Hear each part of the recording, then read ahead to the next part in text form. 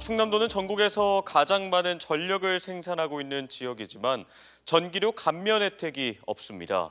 이런 모순을 해결하기 위해 전력 생산 지역에 전기를 더 싸게 공급하는 법안이 마련돼 전국 지자체마다 치열한 경쟁을 벌이고 있는데요. 정작 충남도는 이제까지 손을 놓고 있다고 합니다. 무슨 이유인지 김태욱 기자가 취재했습니다. 전국 석탄 화력 발전소의 절반인 29기가 몰려있는 충남.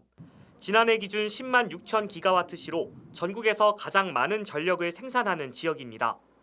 특히 생산 전력의 절반가량인 46%는 수도권 등 타 지역으로 보내고 있는데 온실가스와 분진, 고압 송전선로로 인한 피해를 보고 있지만 발전소가 없는 지역과 같은 전기요금을 내는 역차별을 수십 년째 겪어왔습니다. 이런 전기 생산과 소비 지역의 괴리로 인한 문제를 해결하기 위해 분산에너지 활성화 특별법이 제정돼 지난 6월 본격 시행됐습니다. 분산에너지 특화 지역에 발전 설비를 설치한 사업자는 특화 지역 내 사용자에게 전기 공급 조건, 즉 요금을 조정해 공급할 수 있다는 게 핵심입니다. 하지만 법령에 따라 각 자치단체장이 분산에너지 특화 지역 계획을 세워 산업통상자원부 장관에게 신청하고 특화 지역의 지정부터 돼야 하는데 산자부는 당장 내년 1분기에 공모를 진행하고 상반기 중에 첫 분산에너지 특화 지역을 발표할 계획입니다. 더 싼 값에 전기를 공급하는 차등 요금이 기업 유치와도 직결되자 부산과 전남 영암군 경북도는 관련 포럼 등을 열며 전략 마련에 나섰고 울산은 전국 최초로 분산에너지 지원센터를 열고 공격적으로 유치전에 뛰어들었습니다.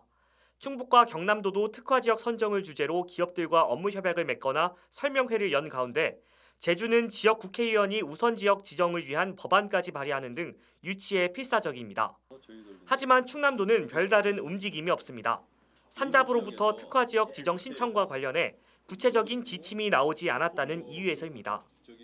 산업부에서도 그 가이드 라인이 아직 저희 구체적으로 만들어지지 않았기 때문에 그거는 차후에 마련이 되는 즉시 도는 산자부 지침을 확인한 뒤 내년에 예산군 삽교읍에 들어설 내포 농생명 클러스터에 분산에너지 특화 지역 지정을 위한 방안을 마련할 계획이라고 밝힌 가운데 석탄화력 폐쇄, 분산에너지 특화 지역 등 에너지 문제에 가장 기민하게 반응해야 할 충남도가 전기를 더 적게 생산하는 지역보다 무감각하게 대응하고 있는 건 아닌지 의문이 일고 있습니다.